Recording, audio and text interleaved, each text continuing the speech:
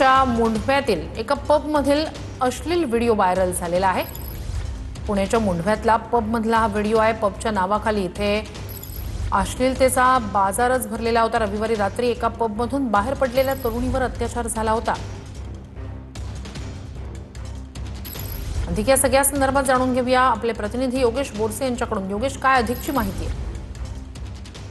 पुण्यातल्या मुंढवा परिसरातला हा नामांकित असा पब आहे। या पब मध्ये ज्या पद्धतीचे व्हिडिओ सध्या सोशल मीडियावरती व्हायरल होताना पाहायला मिळतात। अल्पवयीन मुलं आहेत, त्या ठिकाणी अश्लील चाळे करतानाचे जे व्हिडिओ आहेत ते सोशल मीडियावरती व्हायरल होत आहेत आणि या सगळ्या व्हिडिओमुळे आणि परिसरातल्या नागरिकांमध्ये देखील या संदर्भातली चिंता व्यक्त केली जात आहे की राजरोजपणे अशा पद्धतीचे अश्लील चाळे हे पब मध्ये होताना दिसतात आणि गेल्या काही दिवसांपासून या सगळ्या घटना समोर येताना पाहायला मिळतात आणि पब संस्कृती पुन्हा एकदा पुणे शहरात फोफवताना पाहायला मिळते। याकडे पोलिसांचं दुर्लक्ष होतंय की काय, असा देखील प्रश्न या निमित्ताने उपस्थित होत आहे। नागरिकांच्या तक्रारी आहेत, मात्र या संदर्भात अद्यापर्यंत कुठलीही कारवाई ही झालेली नाहीये। पण हे सगळे व्हिडिओ आणि काही दिवसांपूर्वी अशा पद्धतीचे काही जे काही व्हिडिओज आहेत किंवा पबच्या संदर्भातल्या तक्रारी आहेत ते देखील पुणे पोलिसांकडे दाखल करण्यात आलेल्या आहेत।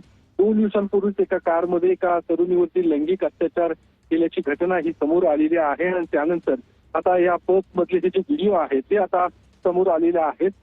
सूत्रांकडून जी काही माहिती मिळते ती अभिनेत्री शिल्पा शेट्टी यांच्या मालकीचा हा पब असल्याचं माहिती मिळते आणि त्या दृष्टिकोनातून पोलीस देखील आता तपास करताना पाहायला मिळतात। मात्र आता हे जे काही व्हिडिओ आलेले आहेत आणि अशा पद्धतीने राजरोजपणे पुण्यातल्या पबमध्ये अश्लील चाळे होताना पाहायला मिळतात आणि या सगळ्या गोष्टींकडे पुणे पोलिसांनी लक्ष देण्याची गरज आहे असं देखील पुणेकरांकडून बोललं जाते। नक्कीच, धन्यवाद योगेश तुम्ही दिलेल्या संपूर्ण माहितीसाठी।